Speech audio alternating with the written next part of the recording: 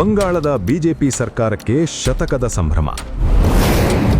15 ವರ್ಷಗಳಲ್ಲಿ ಆಗದೇ ಇದ್ದದ್ದು 100 ದಿನಗಳಲ್ಲಿ ಮಾಡಿ ತೋರಿಸಿದ ಸುವೇಂದು ಅಧಿಕಾರಿ.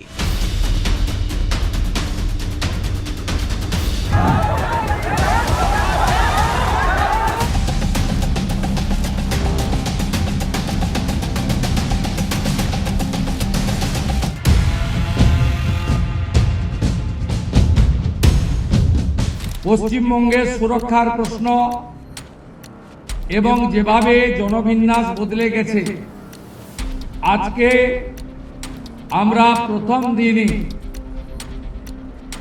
আমরা কেন্দ্রীয় স্বরাষ্ট্র দপ্তর তথা বিএসএফ এর সীমান্ত সুরক্ষিত করার জন্য জমি ট্রান্সফার প্রক্রিয়া ಐತಿಹಾಸಿಕ ದಿಗ್ವಿಜಯ ಸಾಧಿಸಿದ ಆರಂಭದಲ್ಲೇ ಪಶ್ಚಿಮ ಬಂಗಾಳ ಮುಖ್ಯಮಂತ್ರಿ ಸುವೇಂದು ಅಧಿಕಾರಿ ಹೇಳಿದ ಮಾತು ಬಾಂಗ್ಲಾದೇಶ ಗಡಿಯನ್ನು ಸುರಕ್ಷಿತಗೊಳಿಸುತ್ತೇವೆ ಅನ್ನೋದು.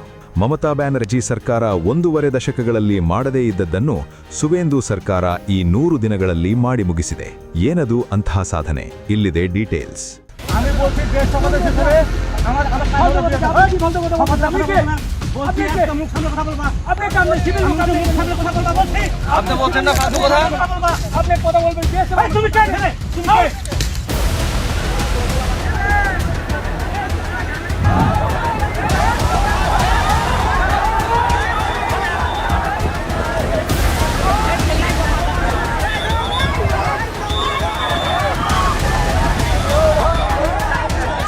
ಬಾಂಗ್ಲಾದೇಶ ಗಡಿ ಹೊಂದಿರುವ ಪಶ್ಚಿಮ ಬಂಗಾಳದ ಅತಿದೊಡ್ಡ ಸಮಸ್ಯೆ ಅಕ್ರಮ ವಲಸಿಗರ ಸಮಸ್ಯೆ. ಹಾಗಾಗಿ ಬಿಜೆಪಿ ಅಧಿಕಾರಕ್ಕೆ ಬರುತ್ತಲೇ ಗಡಿಯಲ್ಲಿ ತಂತಿ ಬೇಲಿ ಹಾಕೋ ಕಾರ್ಯಕ್ಕೆ ಮುಂದಾಯಿತು. ಅನಿರೀಕ್ಷಿತವೆಂಬಂತೆ ಈ ಕಾರ್ಯಕ್ಕೆ ಗಡಿಯ ಆ ಭಾಗದಿಂದಲೂ ವಿರೋಧ ವ್ಯಕ್ತವಾಗಿತ್ತು. ಸ್ವತಃ ಬಾಂಗ್ಲಾದೇಶ ಗಡಿ ಭದ್ರತಾ ಪಡೆಯೇ ಕಿರಿಕ್ ಆರಂಭಿಸಿತ್ತು. ಸ್ಥಳೀಯ ಬಾಂಗ್ಲನ್ನರನ್ನು ಗಡಿಯತ್ತ ಛೂ ಬಿಟ್ಟು ತಂತಿ ಬೇಲಿ ನಿರ್ಮಾಣ ಕಾರ್ಯಕ್ಕೆ ಅಡ್ಡಿ ಉಂಟು ಮಾಡಲು ಯತ್ನಿಸಿತ್ತು. ಅಲ್ಲಿ ಸ್ಥಳೀಯರು ನಮ್ಮ ಭಾಗಕ್ಕೆ ನುಗ್ಗಿ ಸಾಕಷ್ಟು ಕಿತಾಪತಿ ನಡೆಸಿದ್ದರು. ಯಾವಾಗ ಇದು ಜಾಸ್ತಿ ಆಯಿತೋ ಆಗ ಕೇಂದ್ರ ಸಚಿವ ಅಮಿತ್ ಶಾ ಎಂಟ್ರಿ ಕೊಡಬೇಕಾಯಿತು. ಈ ವಿಚಾರದಲ್ಲಿ ಅಮಿತ್ ಶಾ ಖುದ್ದು ಫೀಲ್ಡ್ಗೆ ಇಳಿದಿದ್ದರು.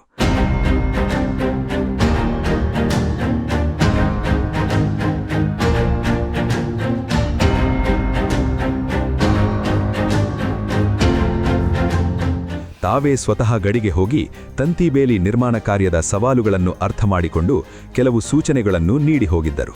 ಅದಾದ ಬಳಿಕ ಬಾಂಗ್ಲಾದೇಶ ಗಡಿ ಭದ್ರತಾ ಪಡೆಗೂ ಖಡಕ್ ವಾರ್ನಿಂಗ್ ನೀಡಲಾಯಿತು. ಹಾಗಾಗಿ ಬಾಂಗ್ಲಾ ಸೇನೆ ತೆಪ್ಪಗಾಯಿತು. ಬಿಎಸ್ಎಫ್ಗೆ ಭೂಮಿ ಹಸ್ತಾಂತರ.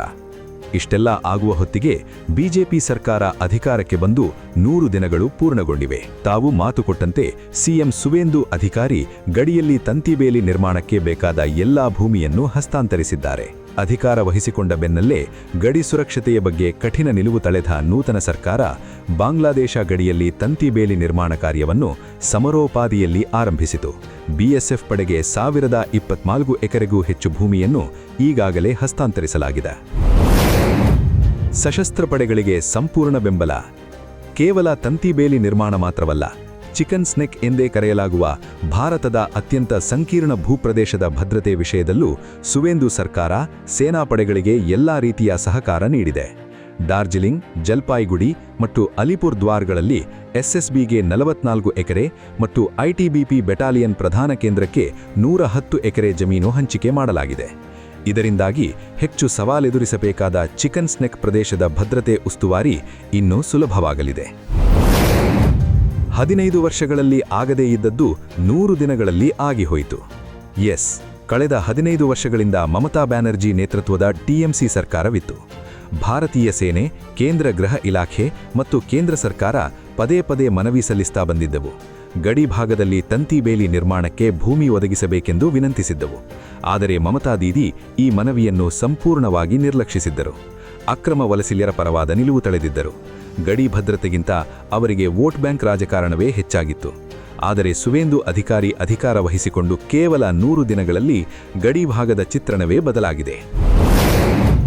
ಅಕ್ರಮ ನುಸುಳುಕೋರರ ವಿರುದ್ಧ ಕ್ರಮ. बांग्लादेशी है, इसको ले लेना चाहिए, लेकिन ये लोग को पुलिस को हम लोग बता दिया जेल में भेजने का जरूरत नहीं है.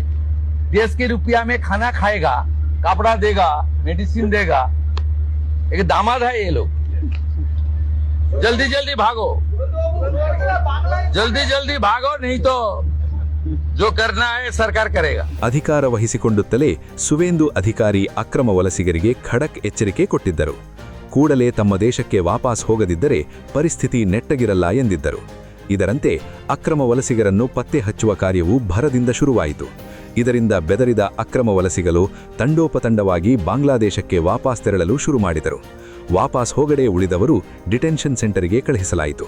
ಈ ಕಾರ್ಯ ಇಂದಿಗೂ ನಿರಂತರವಾಗಿ ನಡೆಯದೇ ಇದೆ. ಹಲವು ದಶಕಗಳಿಂದ ಭಾರತವನ್ನು ಕಾಡುತ್ತಿದ್ದ ಅಕ್ರಮ ವಲಸಿಗರ ಸಮಸ್ಯೆಗೆ ಶಾಶ್ವತ ಪರಿಹಾರ ಕಂಡುಕೊಳ್ಳುವ ನಿಟ್ಟಿನಲ್ಲಿ ಮೊದಲ ಹೆಜ್ಜೆಯನ್ನು ಸುವೇಂದು ಸರ್ಕಾರ ಇಟ್ಟಿದೆ. ಇನ್ನು ಈಗಾಗಲೇ ನುಸುಳಿರುವ ವಲಸಿಗರನ್ನು ಪತ್ತೆ ಹಚ್ಚಿ ವಾಪಸ್ ಕಳುಹಿಸಬೇಕಾದ ಜವಾಬ್ದಾರಿ ಬೇರೆ ಬೇರೆ ರಾಜ್ಯಗಳದ್ದಾಗಿದೆ. ಈ ನಿಟ್ಟಿನಲ್ಲಿ ಕರ್ನಾಟಕದ ಕಾಂಗ್ರೆಸ್ ಸರ್ಕಾರವು ಸಾಕಷ್ಟು ಕಠಿಣ ಕ್ರಮಗಳನ್ನು ಕೈಗೊಂಡು ದೇಶದ ಭದ್ರತೆ ವಿಷಯದಲ್ಲಿ ತನ್ನ ಬದ್ಧತೆಯನ್ನು ಪ್ರದರ್ಶಿಸಬೇಕಿದೆ.